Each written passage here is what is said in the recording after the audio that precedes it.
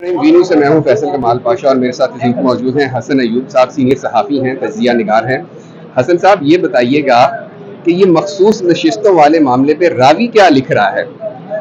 देखिए, मैंने क्या लिखना है, कॉन्स्टिट्यूशन में लिख दिया है कि आपको इलेक्शन में हिस्सा लेना था सुन्नी तार कौंसिल को, और कम से कम एक सीट कम से कम सिक्योर करनी थी। जिसके बाद उनके पास जाकर दीगर जमातें जो है उस असेंबली के अंदर उनके साथ जो है ना दीगर आजाद उम्मीदवार उनके साथ शामिल हो सकते हैं। अब उन्होंने इलेक्शन कंटेस्ट किया नहीं और आजाद उम्मीदवारों ने जाकर, जो कि पीटीआई के हमायत याफ्ता थे, उन्होंने शमूलियत इख्तियार कर ली जाकर सुन्नी तार कौंसिल में। असल में तो प्रॉब्लम ये था कि अगर ये MWM के साथ चले जाते या किसी और जमात के साथ चले जाते जो कि पार्लियामेंट के अंदर मौजूद थी, तो फिर उनके लिए बड़ी आसानी थी, लेकिन उन्होंने वो नहीं किया, तो बस उसका कॉन्सिक्वेंस आप फेस करें। अब तो सीटें नहीं मिल रही इनको। अच्छा, जजेस के दरमियान बड़ा इख्तलाफ राय देखने को मिल रहा है इस प्रोसीडिंग के दौरान। क्या कहते हैं, क्या स्प्लिट डिसीजन आएगा? डिसीजन स्प्लिट आएगा, लेकिन मेरे ख्याल के मुताबिक कुछ ज्यादा लोग इसकी हमायत में नहीं होंगे कि ये सीटें सुन्नी तार कौंसिल को मिल सकती हैं।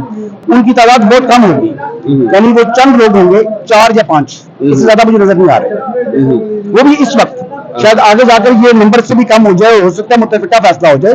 क्योंकि देखिए, पेशावर हाई कोर्ट भी में भी जो है वो जो लार्जर बेंच बैठा था, उन्होंने भी बड़ा वोट होस्ट किया था, और ये बनता नहीं है। आर्टिकल 51 पढ़ लें, उसके बाद ये सीट मिल नहीं सकती सुन्नी तार कौंसिल को। देखिए, जब ग्रुप ऑफ इंडिपेंडेंट्स हैं वो इंडिपेंडेंस ही रहेंगे, जब वो ग्रुप ऑफ इंडिपेंडेंट है तो उनको मखसूस नशिस्त नहीं एलोकेट होती। लेकिन ये सवाल भी उठाया गया कि जो नॉमिनेशन पेपर एंटर किए गए थे उनमें तो पार्टी एफिलिएशन के सर्टिफिकेट्स उन्होंने साथ लगाए थे, तो पीटीआई की जो एफिलिएशन थी, लेकिन जो इलेक्शन कमीशन का फैसला है वो फाइनलिटी अटेन कर चुका है, ये बात भी की गई।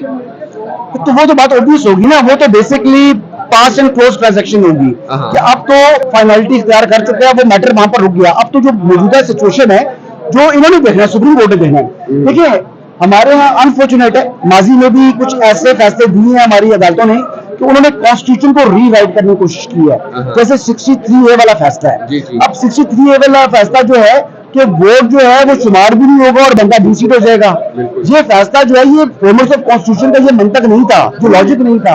जो चीज अल्फाज ऑलरेडी कॉन्स्टिट्यूशन में लिखे हुए हैं, उसकी तशरीह आप ऐसे कर रहे हैं कि शायद आपने नई चीज इजाद कर दी, आपने नई चीज ऐड कर दी। लेकिन ये सिचुएशन भी तो नहीं है मेरे ख्याल से, पाकिस्तान की सिचुएशन में कभी इस तरह की सूरत हाल नहीं बनी। नहीं, ऐसी सिचुएशन आ गई ना हर असेंबली के अंदर। आप देख लें कि 6, 7, 8, 10 जो है, चाहे वो कौमी असेंबली है चाहे वो सूबाई असेंबली है, वहां पर आजाद उम्मीदवार होते हैं, आजाद अरकान होते हैं जो मुंतखब होकर आते हैं, और फिर उनकी जो नशिस्तें होती हैं वो दीगर जमातों में चली जाती हैं।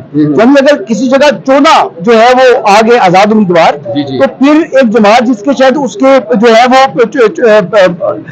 आप इस तरह देख लें कि 10 के ऊपर जो है शायद सीट मिलनी है, वो सीट किसी और में तकसीम हो जाएगी, वो उन 13 बंदों को नहीं मिलेगी। ये हुआ है माजी में, और ये आज की भी पिछली 3-4 असेंबली उठा के देख लें, जब से ये जो आपने जो है ना वो फैसला तो सस्पेंड है, जो दूसरी जमातों को नशिस्तें देने का मामला जो है वो तो सस्पेंड है, सस्पेंड किया ना, उसको खत्म नहीं कर दिया। वो तो हाई कोर्ट ने भी बड़ी स्ट्रॉन्ग ऑब्जर्वेशन थी उसमें। नहीं, वो ऑब्जर्वेशन जो है वो जजेस साहब ने वो चीज को देखिए, वो जिस बेंच ने ये फैसला दिया है वो 3 नंबर बेंच है। वो कहते हैं जी कि हम जो है ये क्योंकि आइन की तशरीह का मामला है, इसलिए इसके लिए 5 रुकनी बेंच बनना चाहिए, लेकिन साथ ही उन्होंने हाईकोर्ट के फैसले को सस्पेंड कर दिया। मतलब ये कोई लॉजिक देखें, और ये कुछ चीजें ऐसी होती हैं जो कि अफसोसनाक होती हैं। मोजस जजेस हैं, आप खुद एक तरफ एक सांस में कह रहे हैं कि जी ये 5 रुकनी बेंच के पास जाना चाहिए, मैटर आपने कमेटी को रेफर कर दिया, और साथ ही आपने जो ऑलरेडी ऑर्डर है हाई कोर्ट का उसको आपको कर दिया, मुअत्तल कर दिया है। तो मतलब does it make sense to cheese? आप बताएं, आपको सेंस मतलब डज इट मेक सेंस? देखिए, मैं क्या कह सकता हूँ, इसमें सुप्रीम कोर्ट का डिसीजन है। जी तो नहीं, जब जो डिसीजन तो पब्लिक प्रॉपर्टी है ना, उसके ऊपर आप बात तो कर सकते हैं, तनकीद भी कर सकते हैं, कोई कंडेम तो नहीं है इसमें। अगर वो ओपिनियन नहीं देना चाह रहे अच्छा, तो ये कुछ चीजें ऐसी हैं जी जो अगर आपको देखने की जरूरत है।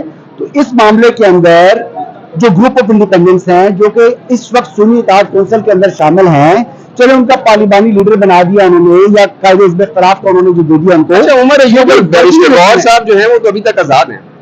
बैरिस्टर गौर तो आजाद है ना अभी तक, उमर अयूब भी आजाद है, लेकिन बाकी जो लोग हैं जो शमूलियत इख्तियार कर चुके हैं, जैसे जैन कुरैशी साहब हो गए या दीगर लोग हो गए, अब उन्होंने अपना पार्लिमानी लीडर जो है वो बना दिया है। लेकिन ये भी वर्किंग रिलेशन के लिए कि असेंबली का निजाम चलता रहा, इसलिए उनको पार्लियामानी लीडर बनाया जा रहा है। अदरवाइज यानी ये वो कोई उस तरीके से जो पार्टी को रिकॉग्नाइज नहीं किया, या इस टाइम तक पार्लियामानी पार्टी नहीं है सुन्नी इत्तेहाद कौंसिल। बहुत शुक्रिया हसन, बहुत शुक्रिया।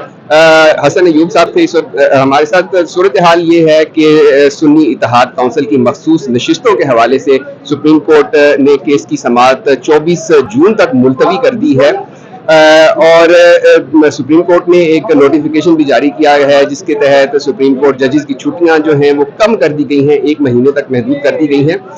ये भी एक बड़ी सिग्निफिकेंट डेवलपमेंट है। इस मामले से जुड़ी और जो भी खबरें होंगी हम आप तक पहुंचाते रहेंगे। बहुत शुक्रिया।